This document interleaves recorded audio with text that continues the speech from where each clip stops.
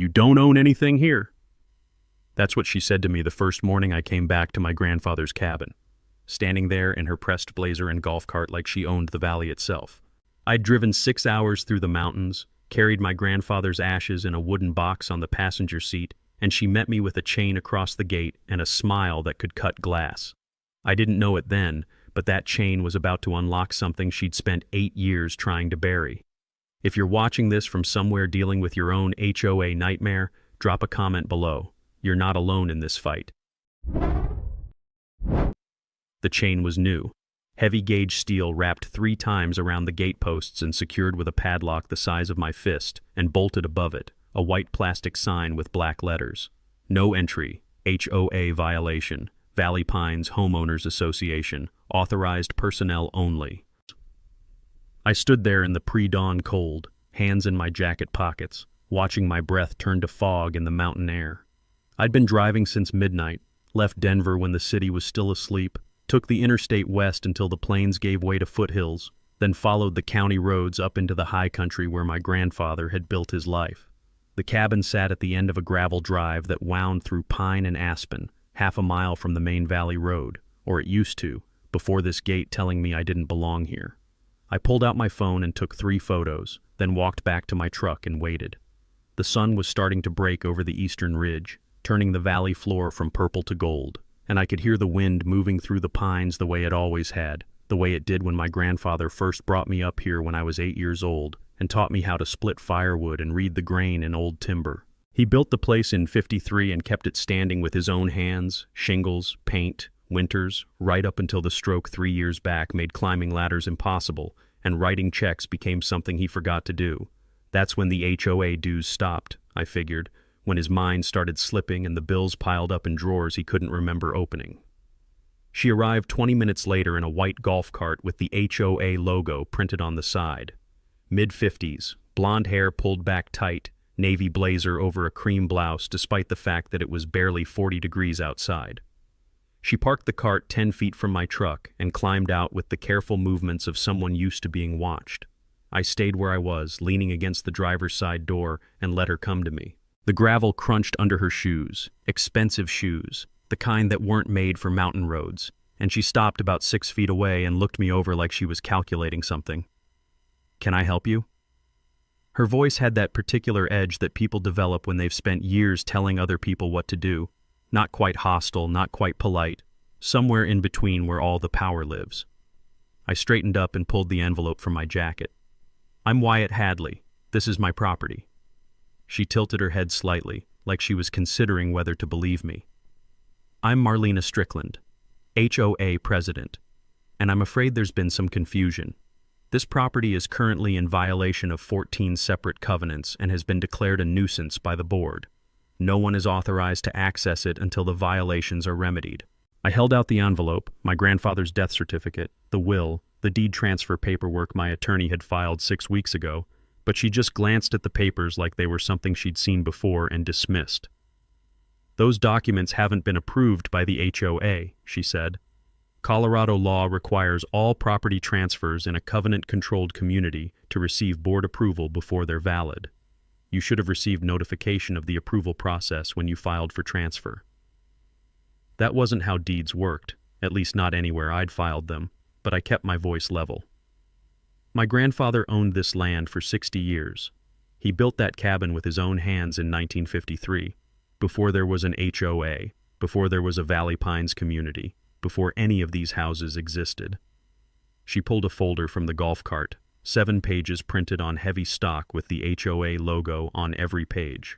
The community covenant was established in 1995. All properties within the established boundaries are subject to the covenant regardless of when they were built.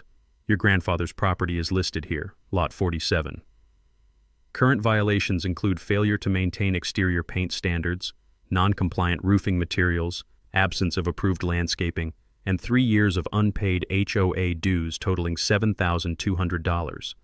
She tapped a paragraph halfway down page 3 like she was pointing out evidence in a court case, and I saw the way her eyes moved to the cabin through the trees, calculating, measuring something I couldn't quite name yet.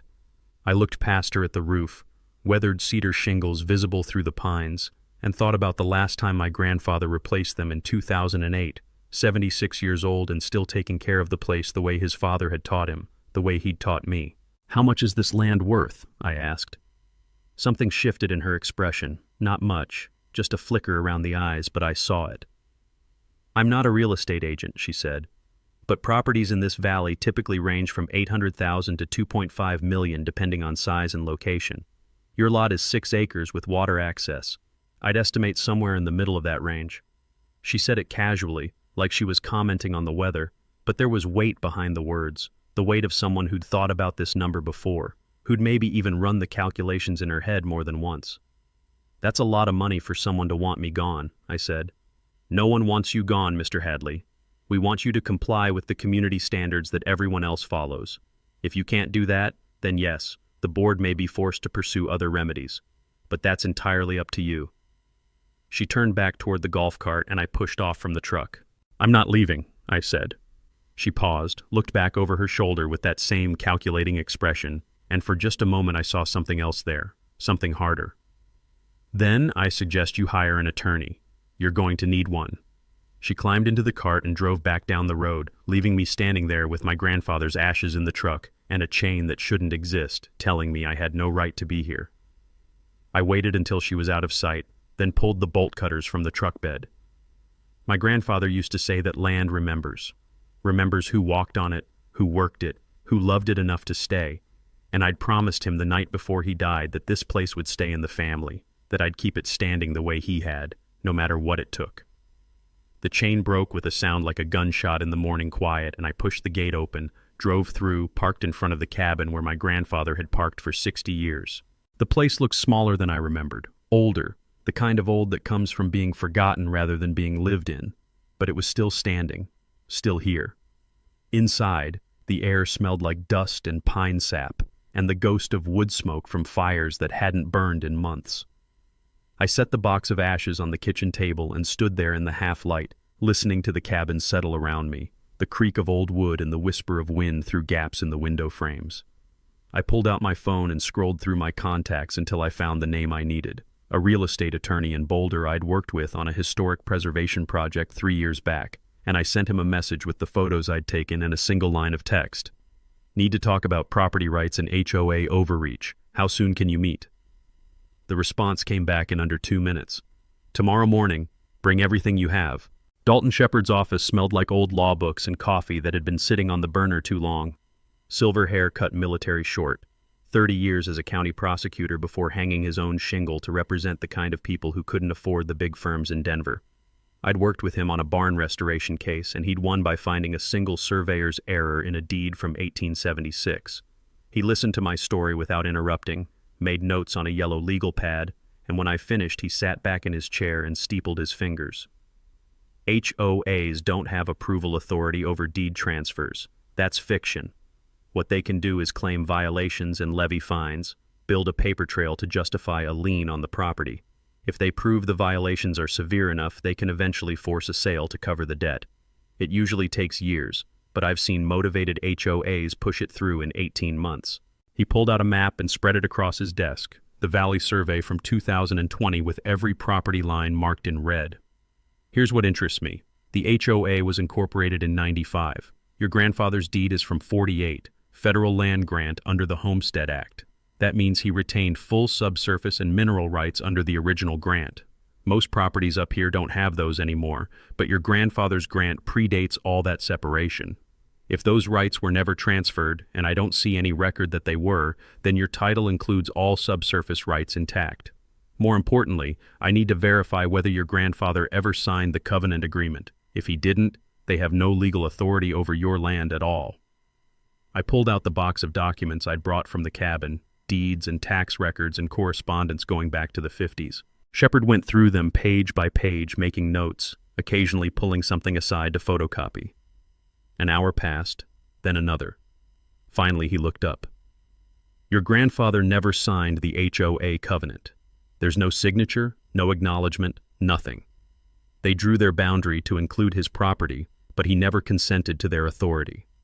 That's a problem for them. A big one." He made another note. I'm filing a complaint with the county and a declaratory action with the district court.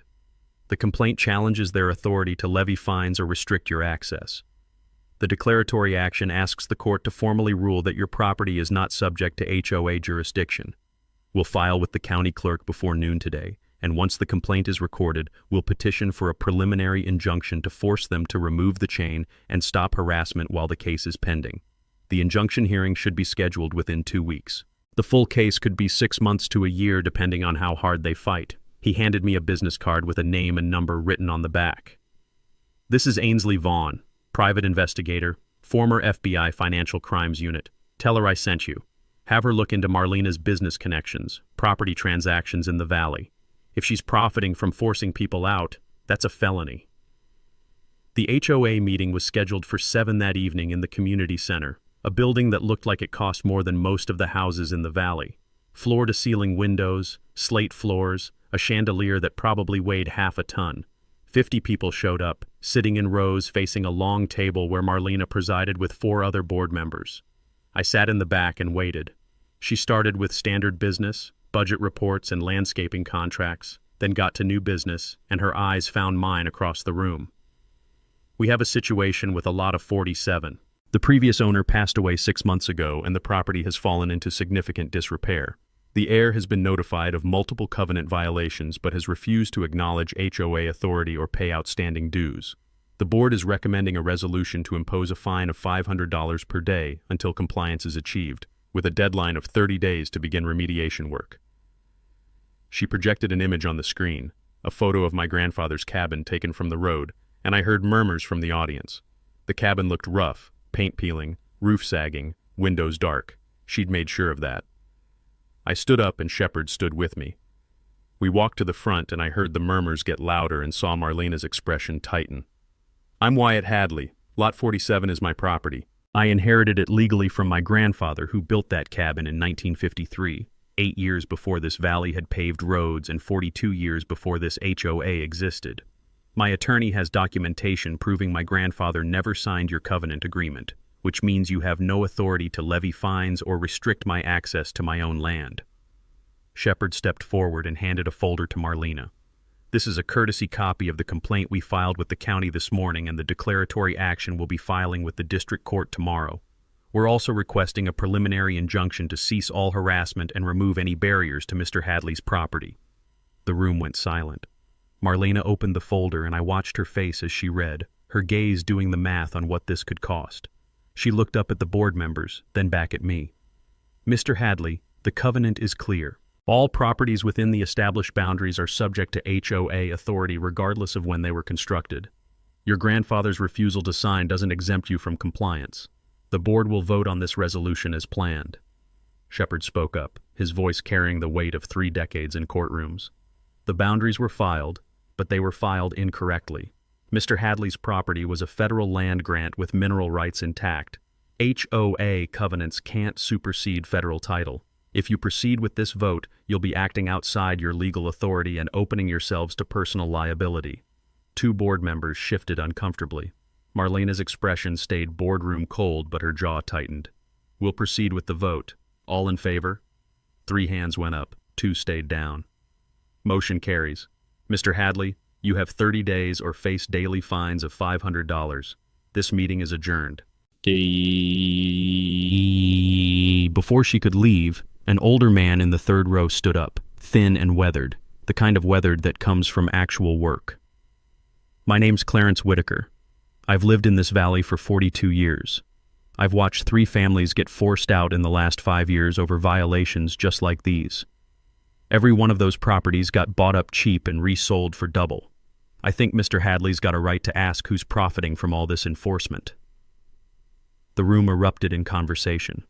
Marlena tried to restore order, but people were standing now, talking over each other, and I saw something in her face I hadn't seen before, something that looked almost like fear. She walked out through a side door and the board members followed, leaving the crowd behind still arguing. Outside in the parking lot, Clarence caught up with me. You need to know something, he said quietly. Marlena's got a stake in Summit Realty. They're the ones buying up the properties after people leave. Word is they're planning a resort development on the North Ridge and they need more land to make it work. Your 6 acres with water access, that's worth a lot more to them than a cabin. There's 2 other families she pushed out. They might be willing to talk if they know someone's finally fighting back. He handed me a slip of paper with a phone number and walked away. At the gate, a new warning, legal action pending sign swung in the wind, another reminder of their control. I filmed it briefly for the record and cut the chain once more, saving the footage for the injunction file. I called Ainsley Vaughn and she answered on the second ring and I told her everything. The cameras arrived 2 days later, 6 of them, weatherproof with night vision and cloud storage. I spent the morning mounting them around the cabin perimeter, angled to cover the driveway, the gate, the front and back entrances, anywhere someone might approach without permission. The investigator had suggested it during our first phone call, saying documentation was worth more than testimony in cases like this, that juries believed what they could see with their own eyes. By noon, the system was live and I was watching the feeds on my laptop, 6 different angles of the property updating every 3 seconds. The cabin looked small on the screens, vulnerable, surrounded by forest that seemed darker through the camera lenses than it did when I stood outside and looked at it with my own eyes. Day 1, nothing. Day 2, nothing. Day 3, I watched Marlena's white golf cart pull up to the gate at 10 in the morning with 2 board members following in a sedan. They got out and walked the perimeter, taking photos with their phones, making notes on clipboards, pointing at the roof and the paint in the yard. I zoomed in on the footage and could see them talking but couldn't make out the words. They stayed for 20 minutes, then drove away. I saved the footage and labeled it with the date and time. Day 4, a pickup truck with no license plates visible pulled up to the gate, and a man in work clothes climbed out and started unloading construction debris, broken drywall, and 2x4s and bags of concrete dust. He dumped it right in front of the gate, blocking the entrance, then drove off. I called the county sheriff and filed a report, and they sent a deputy out who took photos and collected samples and wrote up a citation for illegal dumping. The deputy asked if I had any idea who might have done it, and I showed him the camera footage. He zoomed in on the truck, ran the partial plate through his system, came back with a registration to a construction company that did subcontract work for Summit Realty. "Interesting," he said, and made a note in his report. "You should send this to your attorney." I did, and the attorney forwarded it to the investigator, and she called me that evening with information that made the pieces start fitting together. Summit Realty was a holding company with 6 subsidiaries, 3 of them registered to offshore accounts in the Cayman Islands. One of those subsidiaries owned the construction company. Another one owned a property management firm that handled sales for foreclosed homes and distressed properties. The third one was a development group that had filed permits 2 years ago for a luxury resort on the North Ridge, 300 rooms with a golf course and conference center, projected to cost $200 million. The permits were approved, but the project had stalled because they didn't have enough contiguous land. They needed another 40 acres to make the zoning work, and the only way to get it was to buy up the remaining private lots in the valley. "Here's where it gets interesting," the investigator said. "Marlena Strickland owns 15% of Summit Realty through a shell company registered in Delaware. Not enough to control the board, but enough to profit significantly if the resort project goes through. I pulled the property records for the last 5 years and found 3 sales that matched the pattern. Family-owned properties, all of them cited for HOA violations. All of them sold within 18 months of the first citation. Summit bought all 3 for an average of 40% below market value. They haven't developed them yet. They're holding them as part of the land assembly for the resort. If they can get your 6 acres, they'll have enough for the zoning variance they need." She paused. "There's more. Marlena voted on all 3 of those HOA violation cases. That's a clear conflict of interest.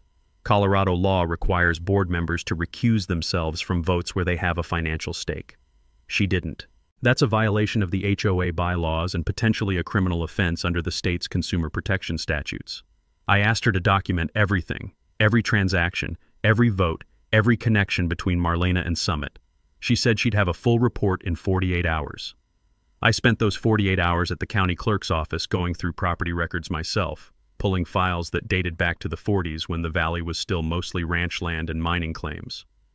The county records confirmed the 1948 homestead grant, 160 acres reduced over time to the 6 around the cabin, still holding full surface and mineral rights.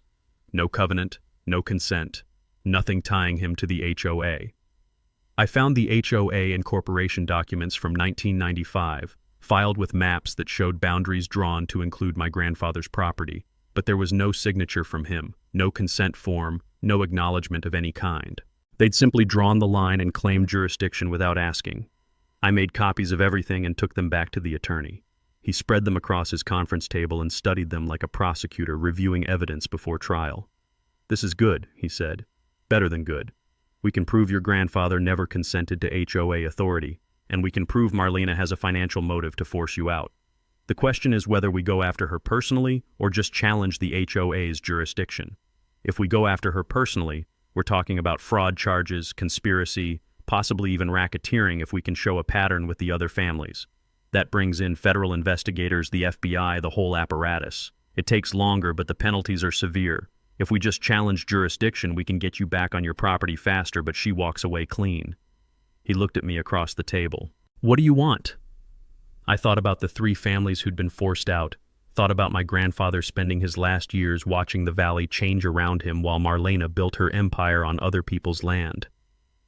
"I want her to answer for what she's done," I said. "Not just to me, to everyone." The attorney nodded. "Then we escalate. I'll amend the complaint to include allegations of fraud and conflict of interest, and I'll send copies to the State Attorney General's office with a request for investigation. Once they open a file, the federal authorities usually take notice. It's going to get loud and it's going to get ugly, and Marlena's going to come at you with everything she has. You need to be ready for that." I told him I was ready. I'd been ready since the morning I found that chain across the gate. The investigator's report arrived the next day, 60 pages with exhibits and timelines and a breakdown of every transaction that connected Marlena to Summit. I read it twice, taking notes, highlighting passages that seemed particularly damning. The pattern was clear. 3 families, 3 sets of violations, 3 forced sales, all of them bought by Summit subsidiaries, all of them approved by HOA votes where Marlena participated.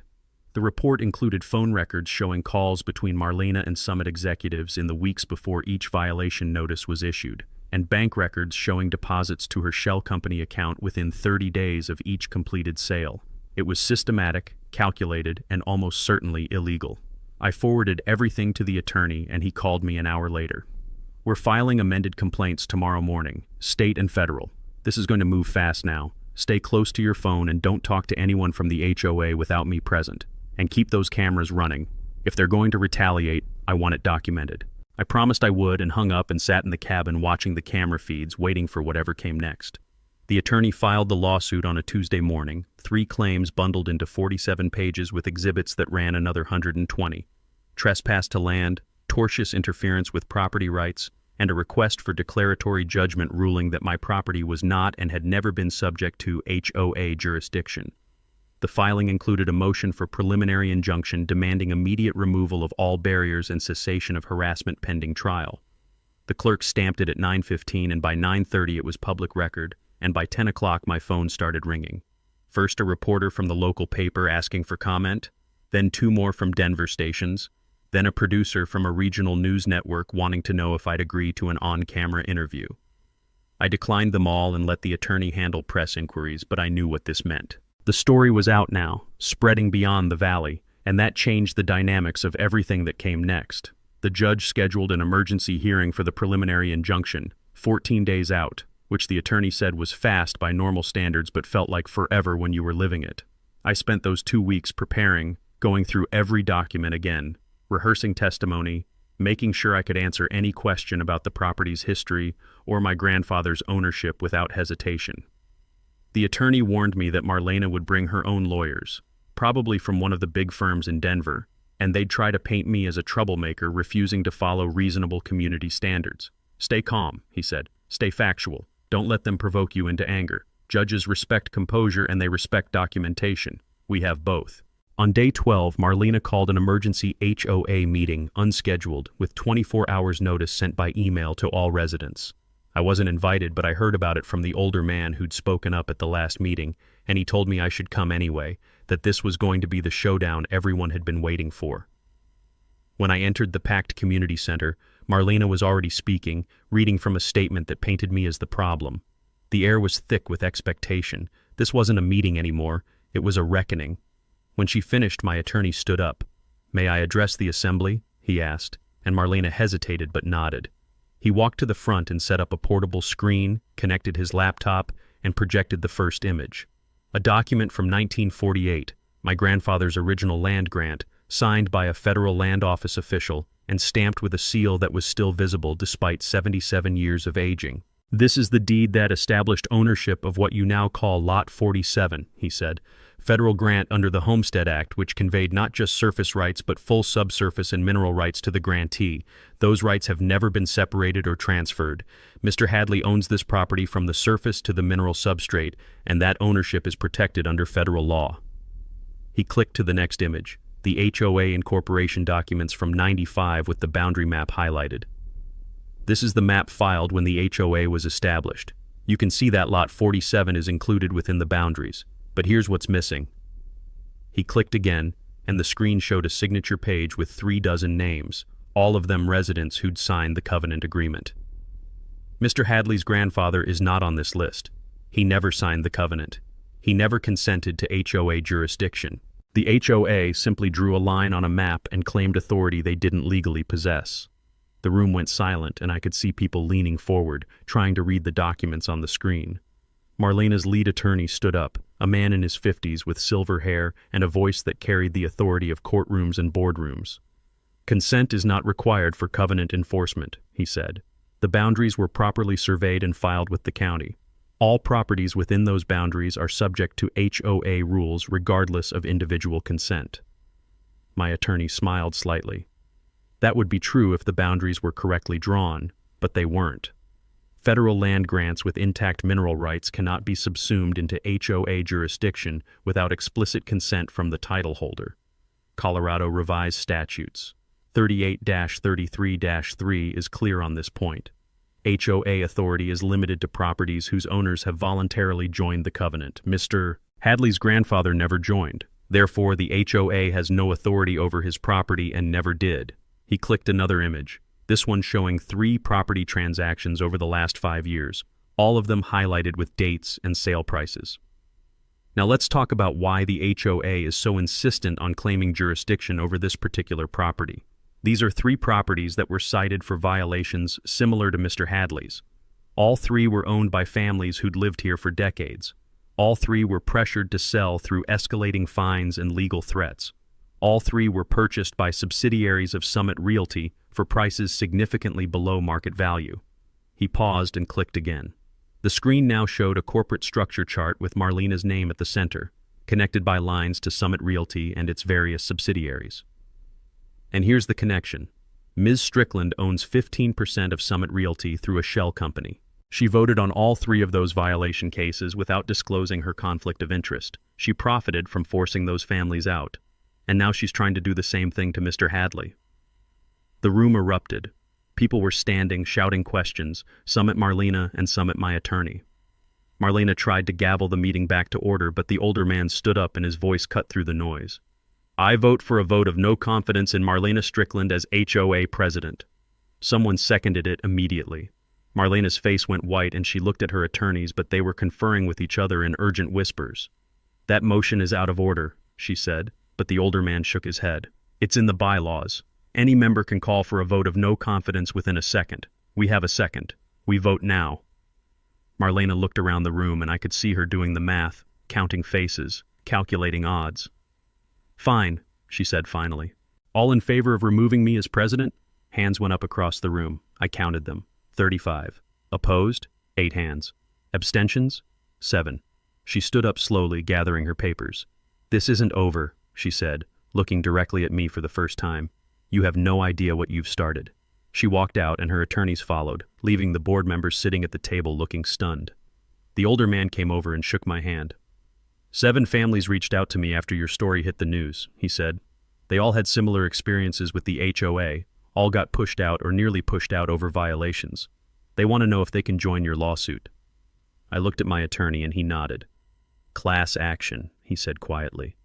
"If we can prove a pattern of abuse affecting multiple families, that changes everything. The state will have to investigate, probably the feds too." I thought about those 7 families, thought about my grandfather, thought about all the people who'd been told they didn't belong in places they'd built with their own hands. "Tell them yes," I said. "Tell them we're going to fix this." The state attorney general's office opened an investigation 3 weeks after we filed the amended complaint, and 2 weeks after that the FBI called. Not a local field agent, but someone from the Denver office who specialized in financial crimes and real estate fraud, and he wanted to meet in person to discuss what he called potential interstate violations of federal racketeering statutes. We met at a diner off the interstate, him in a dark suit with a briefcase that looked like it had seen 100 depositions, and he ordered coffee and opened a file folder that had my name on the tab. "I've been reviewing your case," he said, "and the cases of the 7 other families who've come forward. There's a pattern here that concerns us. HOA was used as an instrument to depress property values, forced sales to a connected buyer, profits flowing to individuals with decision-making authority. That meets the definition of an organized criminal enterprise under RICO. If we can prove coordination and intent, everyone involved faces 20 years federal prison and asset forfeiture." He showed me timelines his team had constructed, charts that mapped out every violation notice, every board vote, every property sale over the last 6 years. Marlena's name appeared 32 times, always in positions of influence, always voting to escalate enforcement, always benefiting financially within months of each forced sale. Summit Realty appeared 47 times, buying properties, selling them to development partners, reinvesting proceeds into shell companies that then funded more acquisitions. "The problem is proving coordination," the agent said. "We need evidence that Marlena and Summit executives conspired together, that there was a plan to use the HOA as a tool for land acquisition. Emails, recorded conversations, testimony from insiders. Without that, we can prove conflict of interest at the state level, but the federal charges won't stick." He tapped the folder. "The investigator you hired found phone records showing contact between Marlena and Summit. We need to know what was said in those calls. We need someone on the inside willing to talk." I asked him what he needed from me, and he said to keep doing what I was doing, keep the cameras running, keep documenting everything, and if anyone from Summit or the HOA approached me with settlement offers or threats, record it. "They're going to try to make this go away," he said, "either by buying you out or intimidating you into dropping the case. Don't accept and don't back down. Every move they make now is evidence." He left me with a business card and instructions to call him directly if anything significant happened, and I drove back to the cabin thinking about conspiracy and coordination and the difference between suspicion and proof. The investigator had given us the architecture of the fraud, but what the FBI needed was the voice of the people who'd built it, and that meant finding someone who'd been close enough to hear the conversations that mattered. 2 days later, a woman knocked on my cabin door. Mid-40s, professional clothes under a winter coat, nervous energy that made her hands shake slightly when she introduced herself as a former Summit Realty employee who'd worked in their acquisitions department until she quit 6 months ago. "I heard about your lawsuit," she said. "I need to talk to you about what I saw." We sat at the kitchen table and she told me about meetings she'd attended where executives discussed the Valley properties, how they'd identified my grandfather's land as critical to the resort project, and how they'd strategized about using HOA violations to create pressure for a sale. "Marlena was in some of those meetings," she said. "Not officially, she wasn't on the agenda, but she'd show up and they'd talk about which properties were next, what violations they could cite, how long it would take to push people out. I took notes during those meetings because something felt wrong and I wanted documentation if it ever came back on me." She pulled a folder from her bag, photocopies of meeting minutes and email threads and financial projections that showed Summit's resort project was dependent on acquiring at least 40 acres of contiguous land in the valley. My property was circled on every map, labeled as critical acquisition, with notes about zoning variances and water rights. There were emails from Marlena to Summit executives suggesting specific violation notices, discussing property values, coordinating timing of HOA board votes with Summit's acquisition schedule. "This is a conspiracy," I said, and she nodded. "That's why I left. I couldn't be part of it anymore, but I was afraid to come forward because they have lawyers and money, and I'm just someone who used to work for them. When I saw that you were fighting back, I thought maybe if I gave you this information it could make a difference." I called the attorney immediately, and he called the FBI agent, and within 2 hours they were both at the cabin reviewing the documents with a focus that felt like watching surgeons work.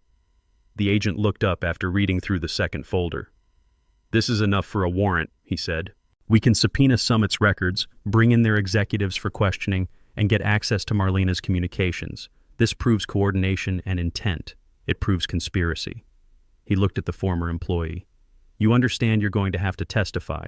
They're going to come after your credibility, try to paint you as disgruntled or opportunistic. You need to be ready for that. She nodded, hands steadier now than when she'd arrived. I'm ready. I've been ready since the day I walked out of that office. I just needed someone to stand up first so I wouldn't be standing alone. The agent took her statement formally, recording it on a digital device, asking detailed questions about dates and names and exactly what was said in which meetings. 2 hours of testimony that was going to become the foundation of a federal criminal case. Within 3 weeks, FBI agents executed search warrants at Summit Realty's offices and Marlena's home, seizing computers and files. When the news broke, it dominated every Denver station by nightfall. Cameras outside the Summit building showing boxes being carried out, reporters interviewing residents who'd been forced to sell, legal analysts discussing RICO charges and what they could mean for HOA governance across the state. My phone rang constantly, more reporters, more families coming forward with similar stories, attorneys from other jurisdictions asking about the legal strategy. The attorney held a press conference on the courthouse steps and laid out the case in language that was careful and precise, but unmistakable in its implications. This is about more than one property or one HOA, he said. This is about the systematic abuse of power for financial gain, and about whether our legal system will protect individuals against organized exploitation. That night I sat on the cabin porch and watched cars drive slowly past on the valley road, people coming to see the property that had started all this, and I thought about my grandfather and what he would have made of it. He'd been a quiet man, someone who believed in work and family and keeping your word, and he'd built this cabin because he wanted a place that was his own, a place where no one could tell him he didn't belong. He'd fought in a war and raised a family and survived 60 winters in these mountains, and he died without knowing that the land he loved was going to be taken by people who saw it only as an asset on a spreadsheet. But he'd kept the documents, kept the deeds and the grants and the proof of ownership, and that had been enough. That had been the foundation for everything that came after. I made a silent promise to him then, that I'd see this through no matter how long it took, that I'd make sure what happened here couldn't happen to anyone else, that the law would work the way it was supposed to work because someone had been willing to stand up and demand it. The trial started on a Monday in late October, District Court in Denver with Judge Geneva Pruitt presiding. She had a reputation for being hard on corporate malfeasance, and when she read through the preliminary motions, her first comment was that this looked less like an HOA dispute and more like organized fraud. The courtroom filled fast with reporters and Valley residents and people from other HOAs across the state. Marlena sat at the defense table with her 3 attorneys, and Summit Realty had sent their own legal team. My attorney sat next to me with his associates, and behind us sat 7 families who'd joined the case, all of them ready to testify. The prosecution opened by laying out the timeline, starting with my grandfather's land grant in '48 and moving through the HOA's incorporation, the forced sales, and Marlena's attempt to repeat the pattern with me. They called witnesses systematically, building the case piece by piece. The older Valley resident went first, describing how the HOA had transformed into what felt like an enforcement arm for developers. The 3 families testified next, each describing violation notices that seemed impossible to satisfy and fines that escalated faster than they could pay. One woman broke down talking about her mother's garden that the HOA had ordered removed. They wanted us gone, she said, and when we sold, Summit bought the property for less than half what it was worth. The real estate expert walked the jury through comparable sales data showing how Summit had profited by roughly $2 million across the 3 properties. Then came the financial forensics expert who traced money through Summit's corporate structure to accounts connected to Marlena through her shell company. Ms. Strickland received approximately $420,000 in distributions from Summit over the last 5 years, the expert said. Distributions that correlated directly with property acquisitions. She voted on HOA violations for all of those properties. That's textbook fraud. When it was my turn to testify, the attorney walked me through my grandfather's history with the land. I talked about coming back after he died and finding the chain across the gate, about discovering the HOA had claimed jurisdiction they had no legal right to possess. If I hadn't had documentation proving ownership, if I hadn't had resources to hire attorneys, I would have been forced out just like the others. That's what they counted on.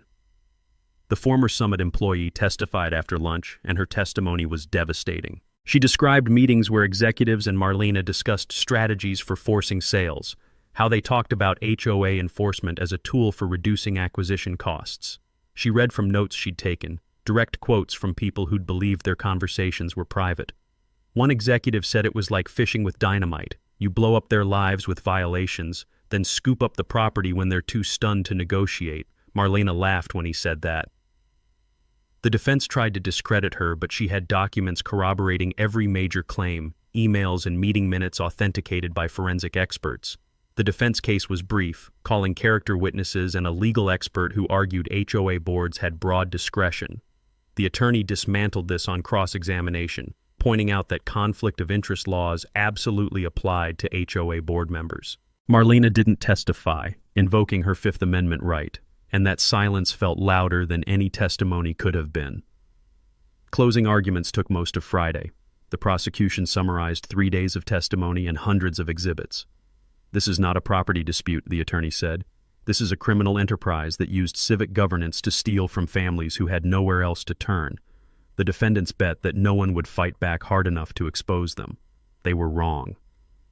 The jury deliberated for 4 hours and came back just before 5. Guilty on all counts: trespass to land, tortious interference, fraud, conspiracy, violation of consumer protection statutes. The judge set sentencing for 30 days out and ordered Marlena to surrender her passport. As the bailiff read the verdict, I watched Marlena's face and saw emptiness, like something inside her had finally broken. She'd built a system she thought was invincible, and it had collapsed in 3 days. When they let her out, she looked smaller than she had that first morning at my gate, diminished in a way that money couldn't fix. Outside on the courthouse steps, reporters crowded around us, and the attorney gave a statement about justice and accountability. I said I hoped this meant other families wouldn't have to fight the same battle, and that my grandfather would have been proud the land he loved was staying in the family. The families who'd joined the case stood with me, and we took a photo together that ran in every paper the next morning. 8 people who'd refused to be silent. That was the moment I knew we'd won something bigger than the case. We'd won our voices back. The judge scheduled sentencing, and the courtroom cleared slowly, people coming up to shake my hand or share their own HOA stories. The attorney pulled me aside. "The state attorney general wants to use this case as a model for HOA reform legislation. They're talking about mandatory conflict of interest disclosures, independent oversight boards, limits on enforcement penalties. What happened here is going to change how HOAs operate across Colorado." I thought about that, about my grandfather's cabin becoming the catalyst for systemic change, and it felt right somehow, like the land had been waiting for this moment all along. Sentencing came 2 months after the verdict, on a December morning when the valley was covered in fresh snow and the mountains looked like they'd been carved from white marble. Judge Pruitt handed down 3 years in federal prison for Marlena, with the possibility of supervised release after 18 months if she made full restitution to the families she'd defrauded.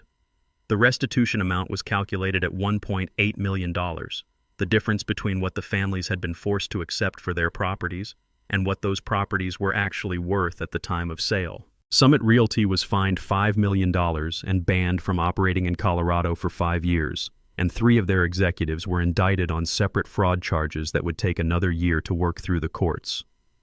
Marlena stood when the judge read the sentence, her face blank, and when they led her away, she didn't look back at the courtroom or the people she'd spent 8 years controlling.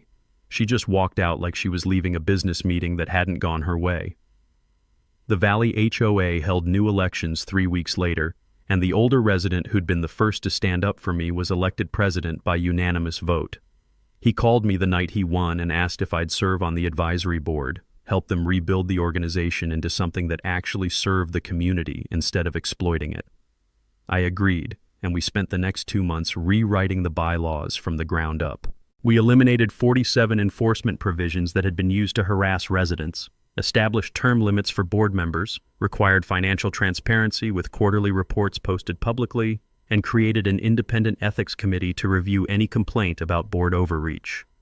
The new rules required a 60% community vote for any major decision, and prohibited board members from having financial interests in any company doing business with the HOA or acquiring property in the valley. We called it the Homeowner Protection Act and submitted it as a model to the state legislature for consideration in HOA reform bills. Dalton attended the hearing that day, nodding from the back when the verdict came down. Ainsley kept feeding evidence right through sentencing, and Clarence, now the new HOA president, made sure every reform we'd fought for became real. The community organized a reconciliation event in the spring, when the snow had melted and the valley was green again with wildflowers covering the meadows. 80 families showed up, bringing food and music and stories about what the valley had been like before the HOA had turned into something predatory. I opened the cabin for tours and people came through in small groups, looking at the old photographs on the walls and the tools my grandfather had used to build the place. And more than one person told me they'd forgotten what it felt like to be proud of where they lived, instead of being afraid of losing it. 3 of the families who'd been forced out came back, not to reclaim their old properties, but to see the valley again, to walk the trails they'd walked for decades, and remember what had been taken from them. 2 of those families ended up buying land again, parcels that came up for sale through legitimate channels at fair prices, and the HOA welcomed them back with none of the harassment that had driven them away the first time. We built a small monument at the entrance to the valley, a granite marker with the names of all the families who'd been affected by the fraud, and at the bottom a line that the older resident had suggested, "In memory of those who stood up, and in hope for those who come after." The dedication ceremony drew a crowd from across the state, including the Attorney General, who gave a speech about the importance of protecting individual rights against institutional abuse, and a representative from the FBI who talked about how this case had become a template for investigating HOA corruption nationwide. I spoke briefly, talking about my grandfather and what he'd taught me about land and legacy and the responsibility of standing up when something was wrong, even if you were standing alone. He couldn't fight this battle, I said, but he gave me the tools to fight it for him. That's what legacy means. It's not just what we inherit, it's what we do with what we're given. Marlena lost her house to pay the restitution, had to sell it for less than she'd paid because the market had shifted and because everyone in the valley knew who she was and what she'd done. The buyer was a young family with 3 kids who turned it into something warm and lived in, and every time I drove past it I thought about how buildings don't care who owns them. They just stand there reflecting whatever energy people bring to them. Summit Realty dissolved their Colorado operations and restructured under a different name in Wyoming, but the federal charges against their executives were still pending, and the investigator told me the FBI had found similar patterns in 2 other states, HOAs being used as tools for land acquisition schemes. "You opened a door," she said. "Now people are walking through it and finding out how widespread this really was." I asked her if she thought we'd made a difference, and she laughed. "You changed the law in 1 state and started investigations in 3 others. You gave 8 families their dignity back.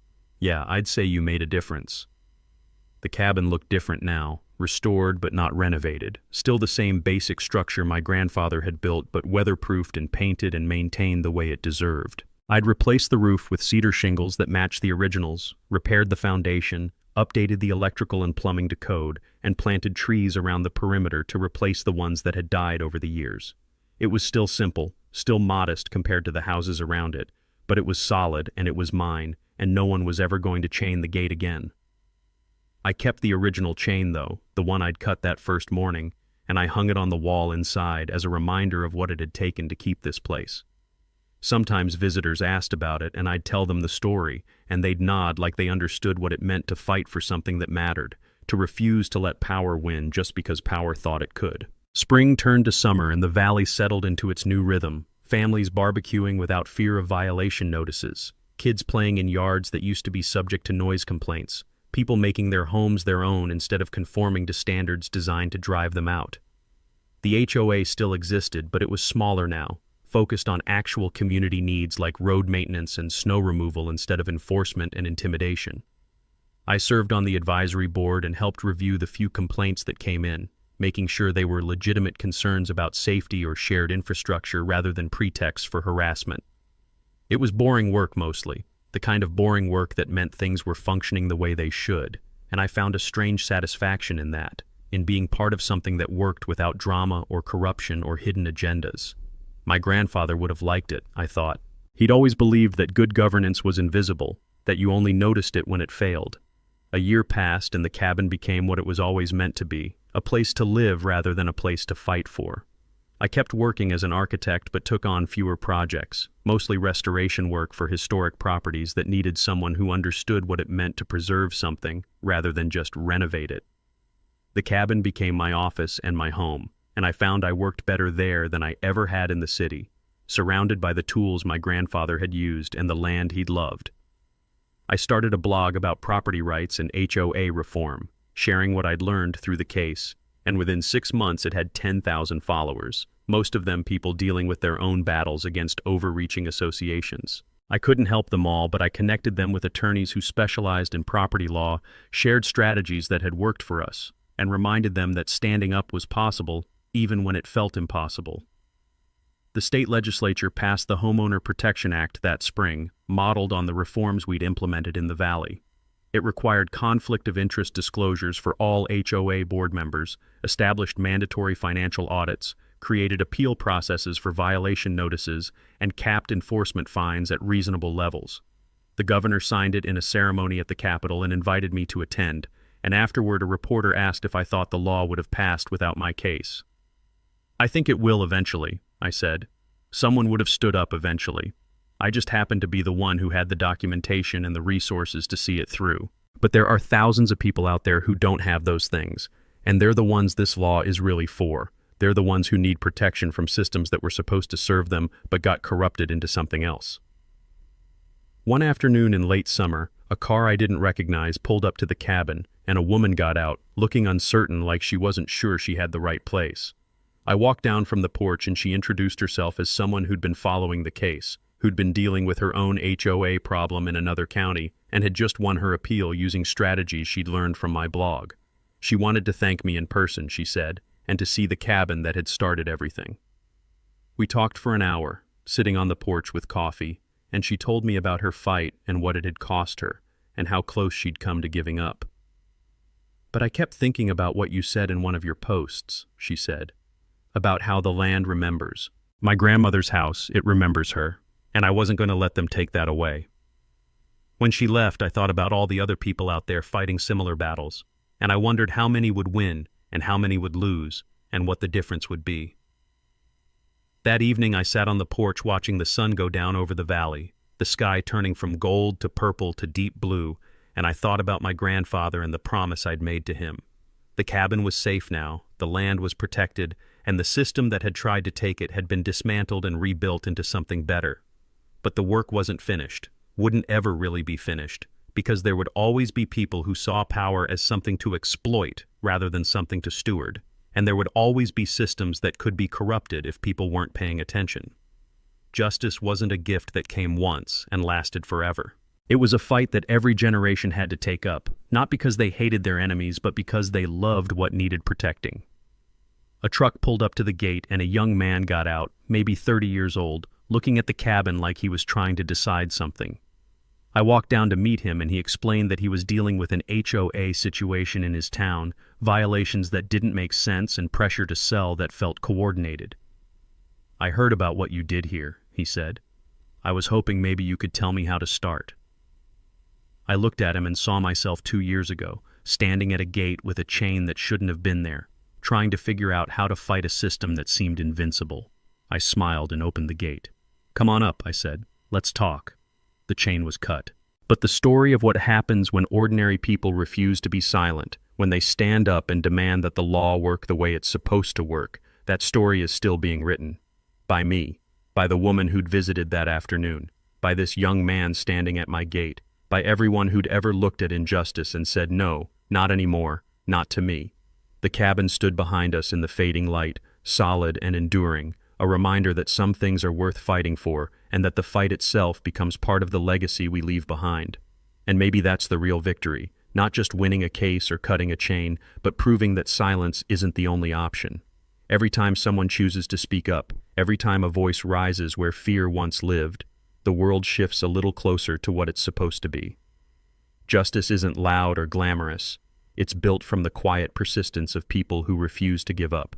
The young man listened as the evening shadows stretched across the yard, his eyes fixed on the cabin like he could see the echoes of everything that had happened there. I told him the same thing my grandfather once told me, that land remembers, and so do the people brave enough to defend it. When he left, Headlights fading down the valley road, the silence that followed didn't feel empty. It felt earned. The cabin stood steady in the dusk, windows glowing with the last light of the day, and I realized the fight had never really been about property or power. It was about belonging, about knowing that when you stand your ground, you change more than your fate. You change the story itself. The wind moved through the trees like an old song, carrying the scent of pine and rain. Somewhere down in the valley, a dog barked, a door closed, and life went on. Quiet, unremarkable, but free. I sat on the porch until the stars came out, watching their reflections tremble on the cabin windows. Maybe someday this story will fade into another, told by someone else standing in a different kind of fight. But tonight, under that wide mountain sky, I knew this much.